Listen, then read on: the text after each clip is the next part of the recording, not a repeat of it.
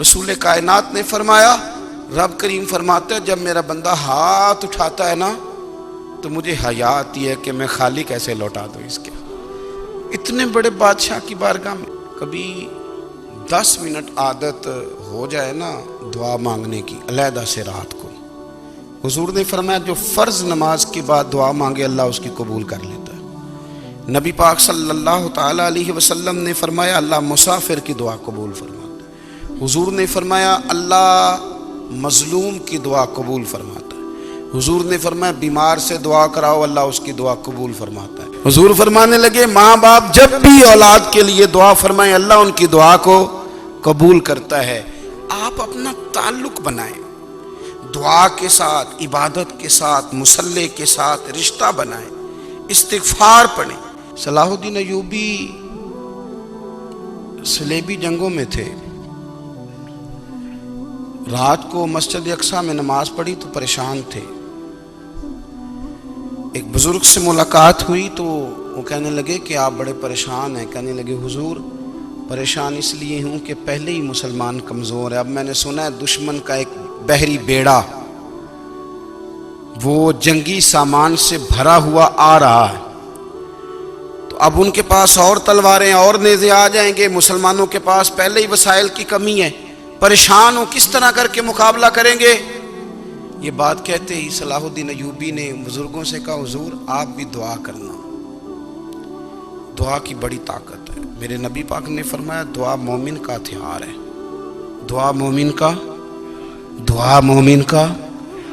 حضور نے فرمایا تقدیر کو سوائے دعا کے کوئی چیز نہیں بدل سکتی، دعا مومن کا ہتھیار ہے، یہ کافر کے پاس کوئی نہیں، یہ ہتھیار ہے مومن کا۔ اللہ کرے آپ کو سمجھ آئے، پھر سنیں کئی بار کہہ چکا ہوں یہ ہتھیار ہے کافر کے مقابلے میں، جو تیرے پاس سب سے بڑا ہتھیار ہے وہ دعا ہے۔ دعائیں کرانی چھوڑ دی، کرنی چھوڑ دی، لینی چھوڑ دی۔ حضرت سیدنا انس بن مالک رضی اللہ تعالیٰ عنہ فرمایا کرتے تھے میں نے وہ رنگ دیکھا ہے جب حضور دعا مانگتے تھے اور حضور کی مقدس آنکھوں میں آنسو بھی ساتھ ہی بہا کرتے تھے، میں نے وہ انداز دیکھا ہے۔ تو صلاح الدین ایوبی بزرگ سے کہنے لگے آپ بھی دعا کیجیے، اور خود رونے لگے اور سر سجدے میں رکھ کے رونے لگے، اور عشاء سے لے کر فجر تک روئے، خوب روئے۔ صبح وہ بزرگ آئے تو صلاح الدین ایوبی کا خوبصورت اور ہنستا ہوا چہرہ دیکھا، کہنے لگے آپ بڑے خوش ہیں، رات تو میں نے بڑے روتے ہوئے دیکھا تھا۔ تو کہنے لگے حضور وہ جو بحری بیڑا آ رہا تھا نا وہ پانی میں ڈوب گیا ہے، اب وہ نہیں آ رہا، ابھی خبر آئی ہے تو میں بڑا خوش ہوں۔ بزرگ کہنے لگے اوٹ سینے سے لگ اور سن ایک بات، وہ بحری بیڑا پانی میں نہیں ڈوبا، وہ تیرے آنسوؤں میں ڈوب گیا ہے۔ وہ جو تو رات رویا ہے نا رب کریم کی بارگاہ میں تو وہ ڈوب گیا ہے۔ بھائی اپنا مصلی کا، عبادت کا، وظائف کا، اللہ کا سلسلہ اس کو مضبوط کریں، اپنی دعاؤں کے تعلق کو مضبوط کریں۔ دعائیں بڑے انقلاب برپا کر دیتی ہیں۔ ایک بزرگ فرماتے ہیں میں نے دعا مانگنے کا طریقہ اپنی بیوی سے سیکھا، دعا مانگنے کا طریقہ اپنی، سیکھنے والے تو اپنے بچوں سے بھی سیکھ لیتے ہیں، سیکھنے والے تو ہر ایک سے سیکھتے ہیں۔ وہ کہتے ہیں میں نے دعا مانگنے کا سلیقہ اپنی بیوی سے سیکھا ہے۔ حضرت وہ کس طرح؟ فرمانے لگے میری بیوی نے نا مجھے کوئی کام بتایا، کچھ پیسوں کی ضرورت کے لیے کہا، تو میں نے اسے کہا کہ بھئی ابھی میرے پاس نہیں ہے، کچھ دنوں میں آتے ہیں تو میں دے دوں گا۔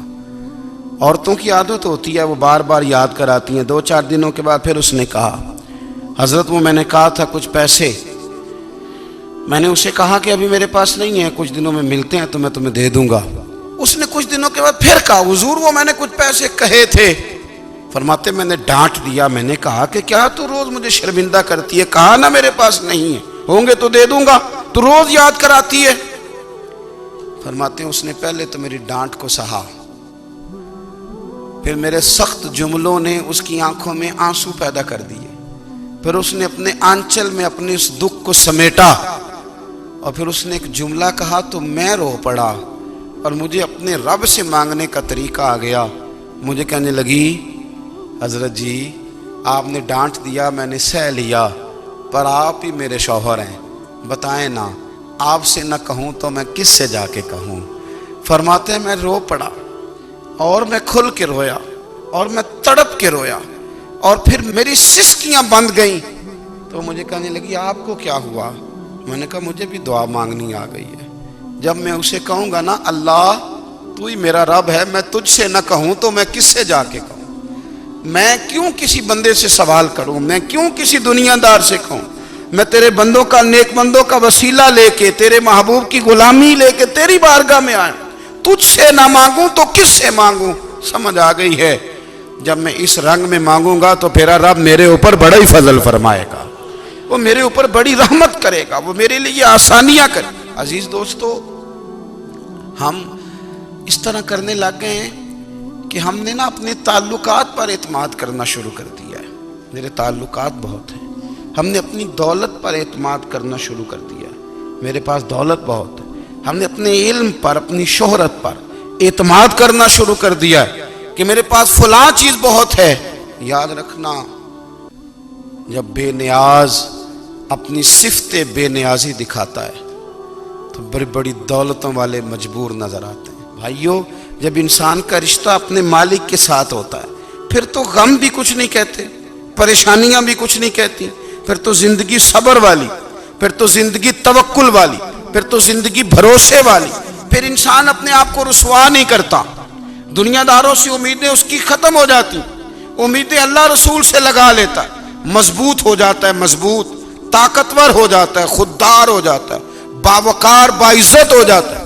حضرت بہلول دانا رحمت اللہ علیہ بیٹھے تھے تو ہارون رشید حج کر کے آ رہا تھا،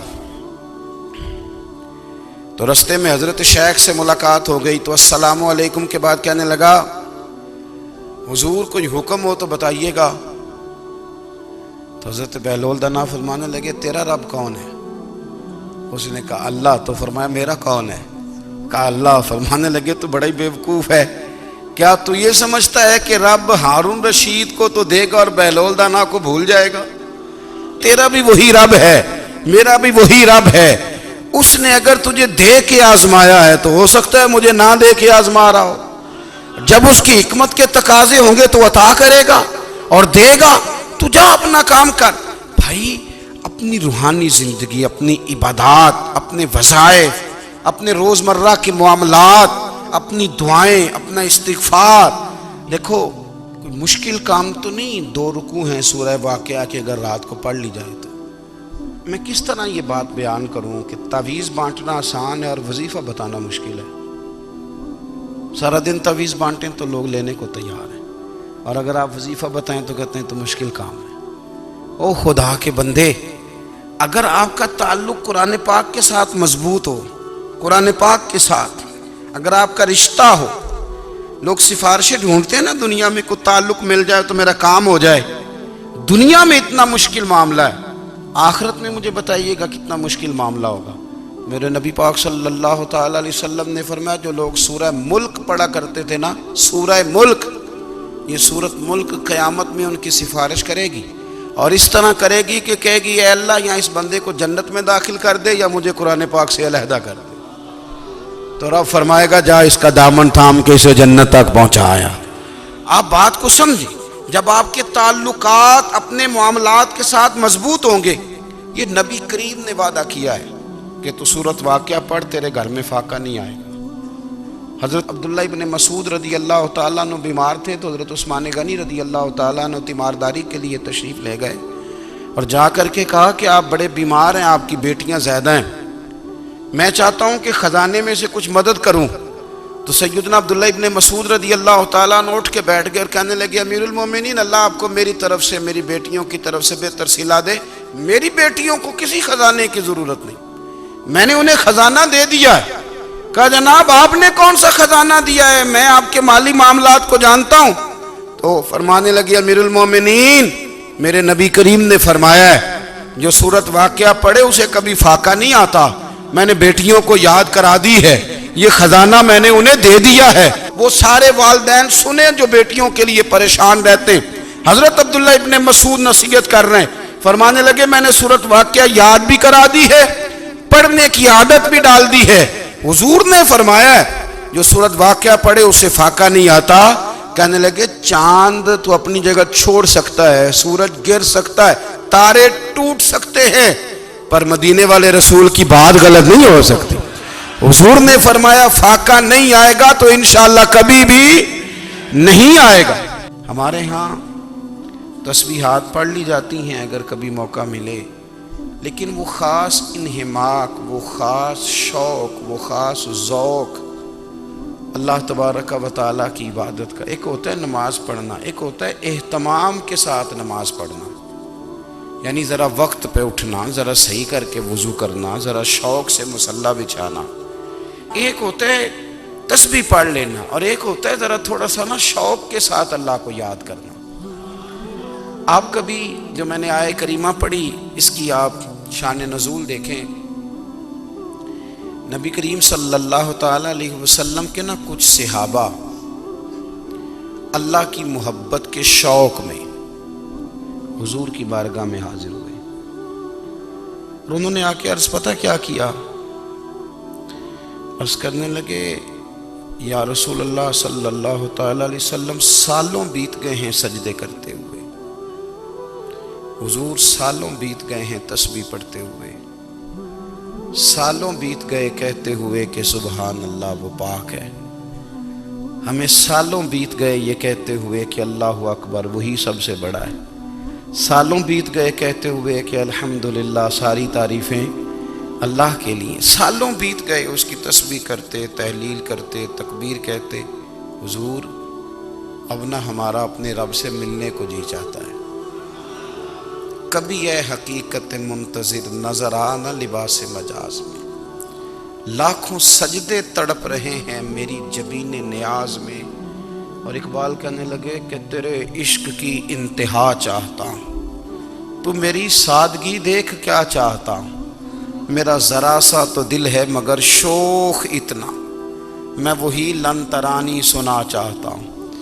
میرا بھی دل کرتا ہے کہ اللہ میں تجھے کہوں میں تجھے دیکھنا چاہتا ہوں جس طرح حضرت موسیٰ کلیم علیہ السلام نے کہا تھا، اور تو مجھے کہے کہ لن ترانی تو نہیں دیکھ سکتا، ذرا سا تو دل ہے مگر شوق اتنا، میں بھی وہی لن ترانی سنا چاہتا ہوں. پھر کہنے لگے بھری بزم میں راز کی بات کہہ دی، بڑا بے ادب ہوں سزا چاہتا ہوں.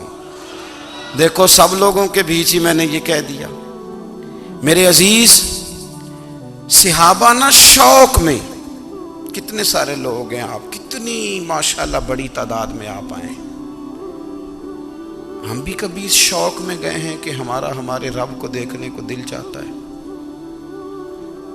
ہمارا جی چاہے وہ کبھی ہمیں ملے، ہم کبھی اس کی زیارت کریں، اس کی بارگاہ کرم میں ہم حاضر ہوں. صحابہ نے عرض کیا یا رسول اللہ صلی اللہ تعالی علیہ وسلم ہمارا رب کہاں ہے؟ ہمارا نا اپنے رب کو دیکھنے کو جی چاہتا ہے. جب صحابہ نے یہ عرض کیا تو اللہ نے قرآن مجید نازل کیا، فرمایا وَإِذَا سَأَلَكَ عِبَادِي أَنِّي فَإِنِّي قَرِيبٌ. محبوب جب میرے بندے آپ کی بارگاہ میں آ کے میرے بارے میں پوچھیں نا تو ان سے کہہ دینا میں ان کے قریب ہی ہوں، قریب ہی ہوں. دلیل کیا ہے؟ آئی اذا دان، یہ جب بھی مجھ سے دعا مانگیں گے میں ان کی دعاؤں کو قبول فرماؤں گا. میں ان کے قریب ہوں، میں ان کے قریب ہوں. یہ جب بھی دعا مانگیں گے نا میں قبول کروں گا، میں ان کے قریب ہوں. اللہ تبارک و تعالیٰ کے بندے اللہ سے محبت کرتے، رب کی بارگاہ میں جھکتے، اس کو اپنے دکھ سناتے، اس کے پیارے محبوب صلی اللہ تعالیٰ علیہ وسلم کا وسیلہ لے کے اس کے حضور حاضر ہو جاتے، پیشانیاں سجدوں سے روشن ہوتی. ہم نہ ہر چیز کے لیے وقت نکالتے ہیں، ہر چیز کے لیے، لیکن عبادت کے لیے وقت نہیں نکالتے. ہر شے آباد ہے، ہر شے. ہماری فیس بک بھی آباد ہے، واٹس ایپ بھی آباد ہے، ہمارے ٹویٹر بھی آباد ہیں، ہماری ہر چیز آباد ہے. سب سے کم آباد ہمارا مصلی رہ گیا ہے، سب سے کم. وہ لوگ اب ڈھونڈنے سے ملتے ہیں جن کی بغل میں مصلی ہوتا تھا. میرے بھائی آپ کتنا کو دنیا کے پیچھے بھاگو گے تھکا دے گی. کتنا دولت کے پیچھے بھاگو گے، تھکا دے گی۔ آپ جب اپنی زندگی میں جمع تفریق کرو گے نا تو مرتے وقت احساس ہوگا کہ سارا کچھ تو لوگوں کے لیے کیا، اپنے لیے تو کر ہی کچھ نہیں سکے۔ اور ہم عبادت کے معاملے میں بہانے بازی بھی کرتے ہیں۔ ہم کہتے ہیں اوہو رزق کمانا بھی تو عبادت ہی ہے نا، تو میں حلال روزی کے لیے جا رہا ہوں، یہ بھی تو عبادت ہے نا۔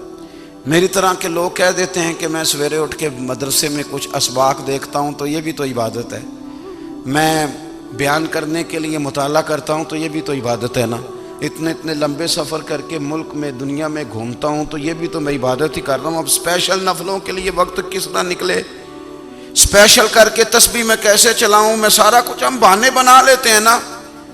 میرا سوال یہ ہے کہ یہ ساری باتیں صحابہ کو، نبی کریم کو، دیگر لوگوں کو بھی تو پتہ تھی نا، لیکن آپ غور تو کریں 23 سال حضور کو وقت ملا، مختصر وقت ظاہراً تبلیغ کرنے کے لیے، پوری دنیا میں دین بھی پھیلانا ہے۔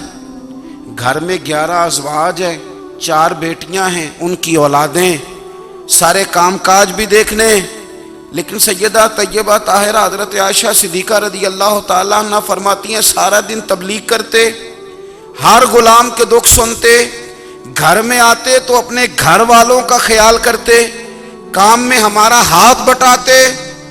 قربان جاؤں، کہتی ہیں زمانہ سارا سو جاتا لیکن آمنہ کے لال مصلی بچھا لیتے۔ دنیا سو گئی، ساری سب سو گئے، جو خدام تھے، وہ جو غلام تھے وہ سو گئے۔ صحیح مسلم میں لفظ ملیں گے، سیدہ پاک فرماتی ہیں او میرے نبی کے غلاموں، میں نے یہ رنگ بھی دیکھا ہے کہ حضور نے اتنا کھڑے رہے، اتنا قیام کیا، اتنا قیام کیا کہ مقدس پیروں میں ورم آ گئے، سوج گئے پیر، اتنے بڑے۔ دل پہ ہاتھ رکھ کے نہیں بتا سکتا کہ میرے کبھی نماز میں پیر سوج گئے، کوئی نہیں بتا سکتا۔ بچوں کی روٹی کماتے تھک گئے بات الگ ہے، ہم سیر کرنے گئے تو تھک گئے بات الگ ہے، لیکن عبادت میں یہ بھی تو مسلم شریف ہے نا، یہ بھی تو دین ہے نا، یہ بھی تو حضور کی سنت ہے، یہ بھی تو وہ چیز ہے جو کریم کی آنکھوں کی ٹھنڈک ہے۔ سیدہ فرماتی ہیں پیروں میں ورم آ گئے، اور ساری رات ہی حضور نے نماز پڑھی اور ایک ہی آیت بار بار دہرائی۔ مسجد نبوی میں بلال حبشی نے فجر کی اذان دے دی اور حضور ابھی مصلی پہ تھے، کریم فارغ ہوئے، میں نے عرض کی یا رسول اللہ صلی اللہ علیہ وسلم، آپ کے تو صدقے اللہ اگلے پچھلوں کے گناہ معاف کرے گا، تو آپ اتنی آہوزاری کیوں فرماتے ہیں؟ آپ تو شفیع ہیں، آپ تو انبیاء کے امام ہیں۔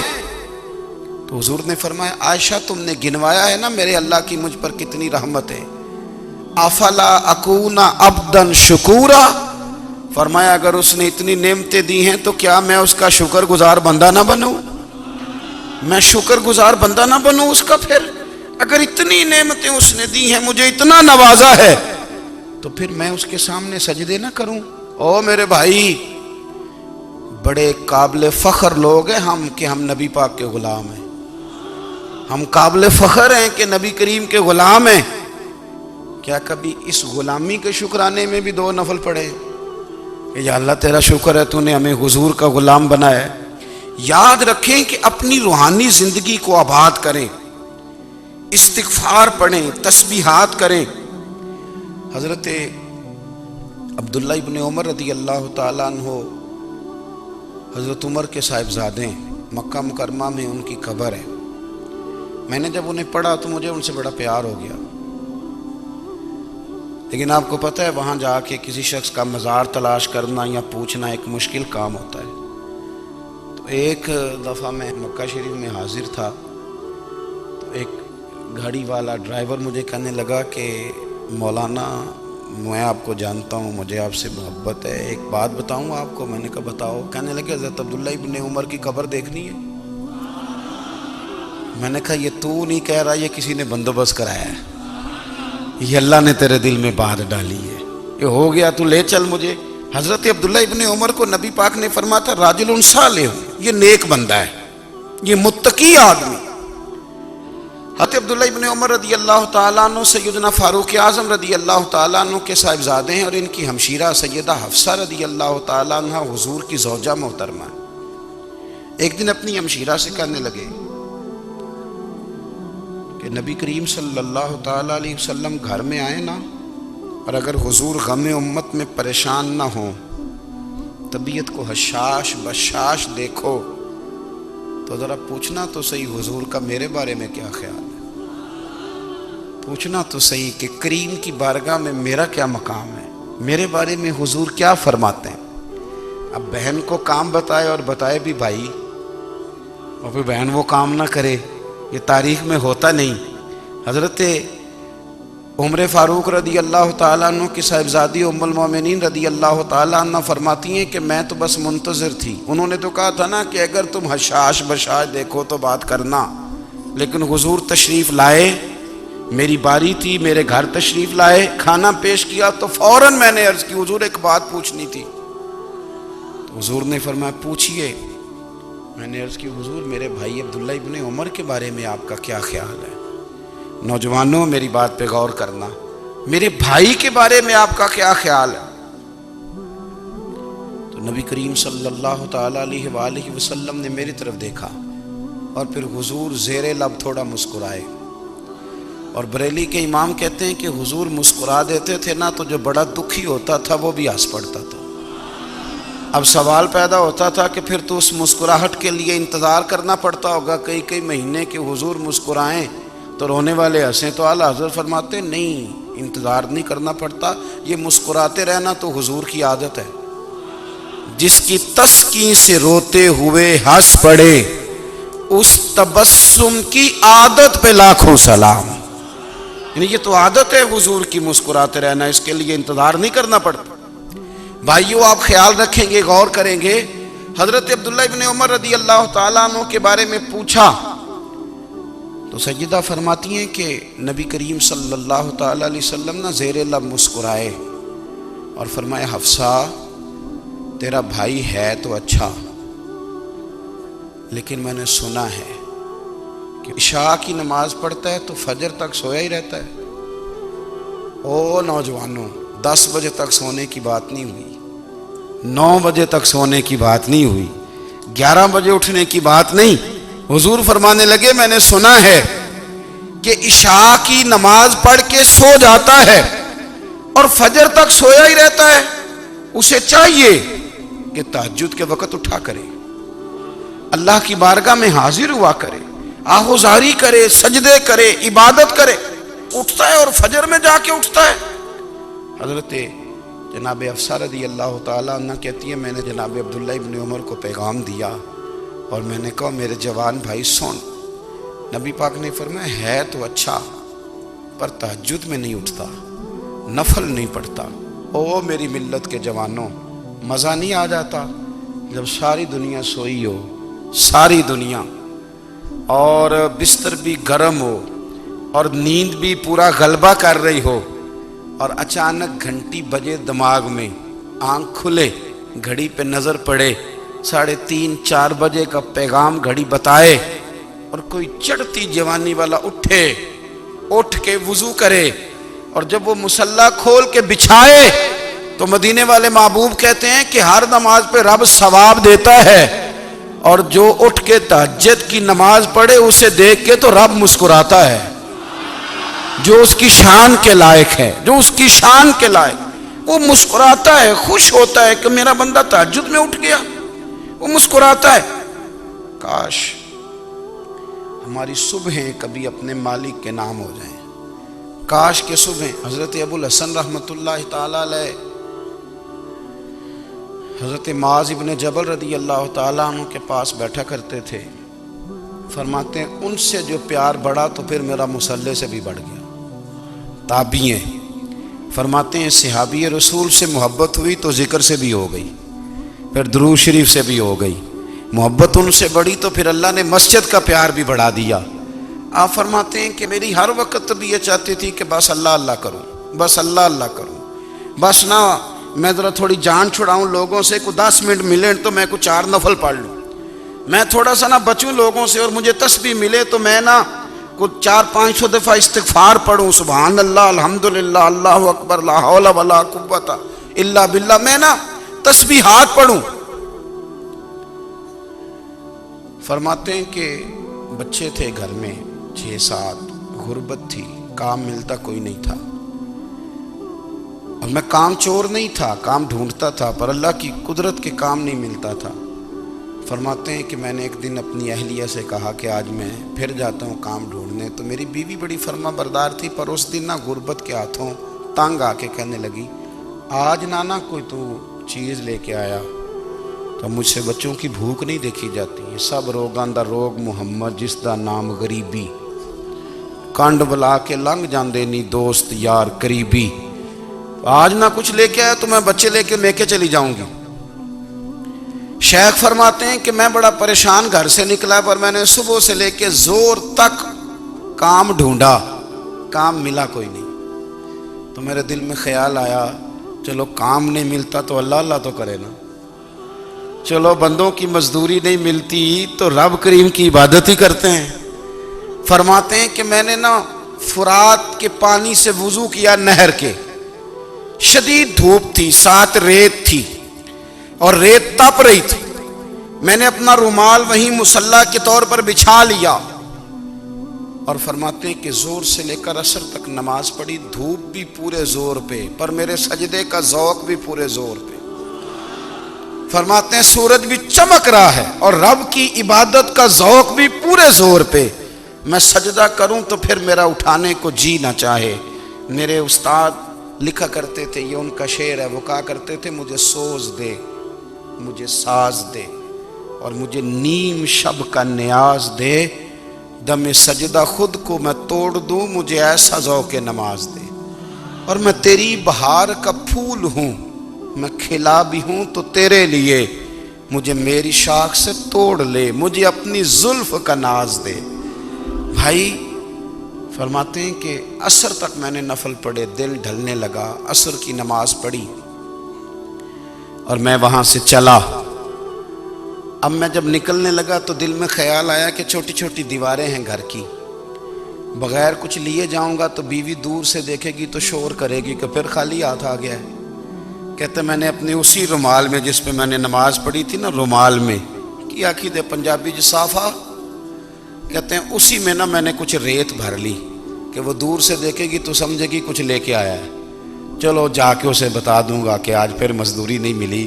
کہتے ہیں وہ ریت لے کر جب میں گھر میں گیا تو پہلے بیوی دروازے پہ کھڑی ہوتی تھی، پوچھتی تھی خالی ہاتھ آ گئے ہو؟ آج میں نے دیکھا تو ہے ہی کوئی نہیں۔ فرماتے ہیں میں اندر داخل ہوا، سلام لیے، کونے میں میں نے وہ رومال رکھ دیا اور میں نے آواز دی کہ بھلی مانس کہاں ہو؟ تو وہ کہنے لگی آپ منہ ہاتھ دھو لیں، میں روٹی لے کے آئی۔